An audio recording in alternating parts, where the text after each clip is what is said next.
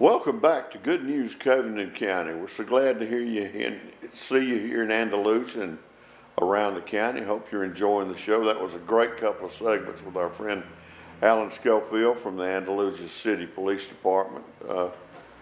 They've been really fine to work with as they get ready for their Relay for Life event. The next thing I'm going to cover, and this won't take long, is the weather. Now today's weather is just about as perfect as it can be right now. It's a little bit chilly, humidity's fine, not overcast very much. It's a beautiful day out there. It's going to be a great day to be in Andalusia, but by tomorrow, there's a very good chance it's not going to be such a beautiful day in Andalusia or in the southeast. We have about an 80% chance of rain tomorrow, according to what I can see in every weather resource that I look at. So today, as we go along, our temperatures are going to be fine. It's going to get down to around 61 maybe tonight, but we can expect thunderstorms overnight or showers and thunderstorms through Saturday. Now, why is that big important news? Well, this is a big weekend in Andalusia for a lot of events. The Andalusia Junior Women's Club is hosting their three-notch market event down at Springdale.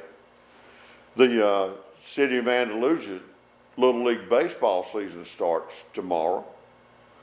The Relay for Life, the Andalusia Police Department's Relay for Life car wash is tomorrow. And so there are a lot of events that could be affected by this weather, almost all of them outdoors. So we want you to be cognitive of that, but in between the showers, if you can, if these events aren't rained out, go to them. Now, I happen to know for a fact that the Andalusia Police Department is going to have their car wash come rain or shine. I think that's a wonderful thing. Go over here, get your car washed for $10, and it'll be a good car wash. And think of it, if it rains, is you get an extra rinse for free. Just enjoy the day as much as you can. Now, this is today's Andalusia Star News. Little Friday paper full of information. We want to give them the best attributes we can, because that's where we get most of our information. Michelle Gerlach and her staff over there do a tremendous job of bringing us the news. And the biggest local news in Andalusia is what happened last night. Not just Andalusia, Covington County Electric Cooperative had their annual meeting. And it's always a big deal when they have that. Mr. Short, his fine people out there, do a great job of bringing economical power to the rural part of our county. We're so thankful they do that, and they're such good people. And the big news that came out of this is that there's not going to be a rate increase this next year unless something radically happens. And they gave $1.7 million back to the co-op members in terms of credits. Now, that's a nice thing. They also had some other events there that were pretty good. They gave somebody a $2,500 credit in terms of for their electric bill, and I think that's a good thing. And they had their oldest member there, and she was 100 years old, and they recognized her. And it's a big event, but the details of which are in this paper right here. We'd encourage you to go and pick up a Star News and read it. And by the way, if you think I buy mine just like everybody else does, and it's worth it. At 50 cents is such a super good deal to keep in touch with people in Andalusia. The oldest in attendance, by the way, was Miss Lucy Kilgore. She was 100 years old, and they gave her a $100 bill. Her son is Ronnie Kilgore, who I know real well. And if you've been to a car show in Covington County any time in the last 20 or 30 years, you know Ronnie well too. There was a tie for the oldest man present, Mr. T.J. Booth and Mr. L.C. Browning, both 97, were present as well. Now, if you were looking at the Facebook yesterday, you might have seen an interesting article about that allegedly was in Covington County. Allegedly, according to this article, and it looked official. It was on what looked to be an ABC News announcement about a woman that mutilated her husband as an act of revenge for his alleged infidelity. It was salacious, it was juicy, it had everything that would draw you to a story like that, and it was fake. So if you were seduced by the woman mutilating her husband's tender spots, you can put that to rest and not worry about him anymore, because it was a fake story. In fact, it's a story that's been going around for over 2 years. It shows up every once in a while in a different place. Only the address of where it happened seems to change. So if you're aware, if you knew that, call your neighbors that you called and said, "Did you read the story about the woman?" Or "Did you read the story about the woman that..." Just remember that and handle it appropriately. Now we're going to stop and take a break. We'll be back shortly. Welcome back to Good News Covington County. I've got a few more topics to cover, and then we're going to go and leave you alone for the weekend. One of the biggest headline in today's Andalusia Star News was farmers watching trade war. Now, if you're not aware of it, we've decided to put tariffs on a number of products that the United States sells to foreign countries that cheat in the trade war. One of those big tariff cheaters, according to what we can gather information-wise, is China. The United States has decided to put a tariff on many agricultural products that we sell to China. China is a food deficit nation. In other words, they consume more food than they can produce. So consequently, one of their big suppliers is the United States. We supply them with a lot of pork, we supply them with protein. And the protein that we supply them with mostly is soybeans, which they convert or use as themselves or convert otherwise.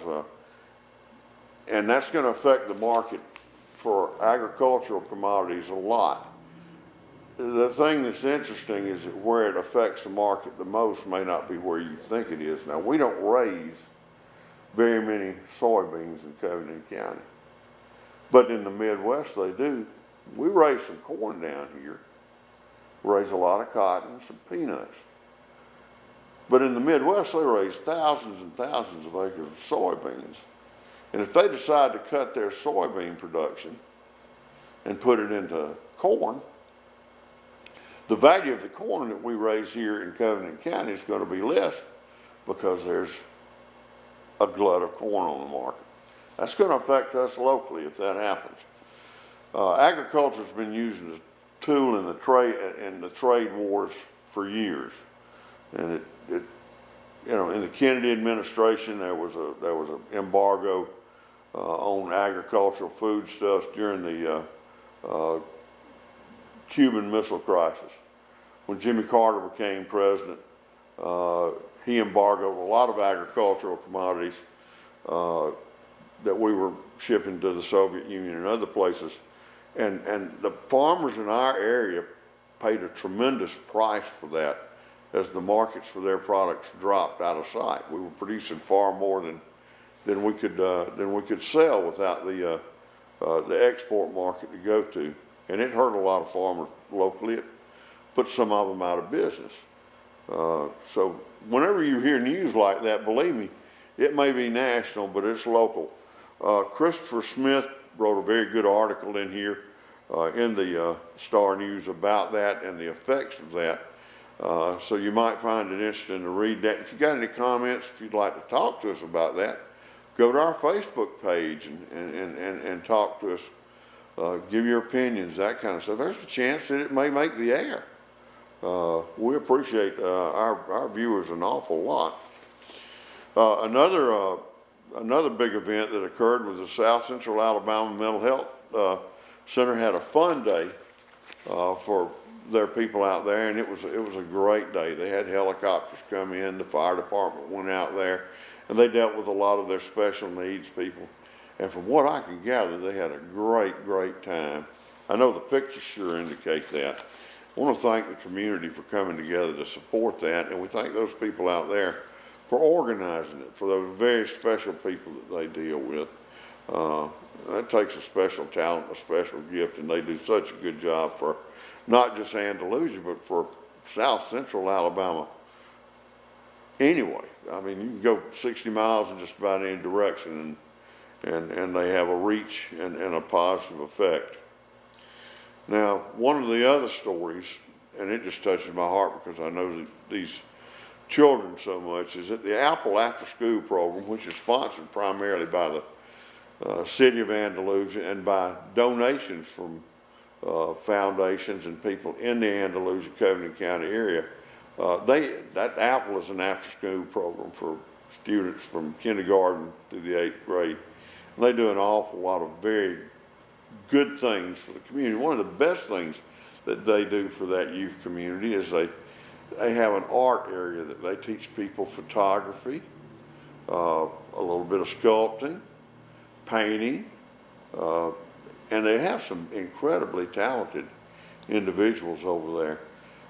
They had a great article. In fact, she's on the cover of a little friend of mine named Catrice Jackson, who submitted 2 paintings that she did very well with.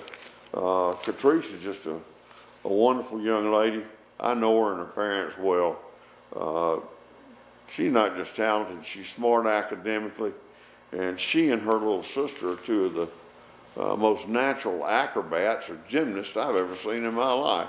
It hurts me to see them do some of the things they do naturally. They're just tremendous kids. Their mom and dad have done a great job of them. One of the paintings that Catrice did was of herself, and another one was of her farming at her grandparents' home, I believe up in Butler County. There were some other fine pictures there as well. Henry Kinsey, who many of us know from here in Andalusia, teaches a photography course out there, and there were some great photographs. I mean, they're really good. They're composed properly, and they've done a good job. I mean, well, it just been great. Little Luke Lynn is one of the guys that did it, and the work was fine. Final Andalusia LBW Community College beat South Central Gulf Coast College in one game, and their softball, the lady LBW ladies lost to the same team. We'll be checking out now for the rest of the weekend. We hope you have a great weekend here in Covington County, whether it rains or shines. Remember this, it's one of the greatest places you'll ever live. Thank you for watching with us, and take care.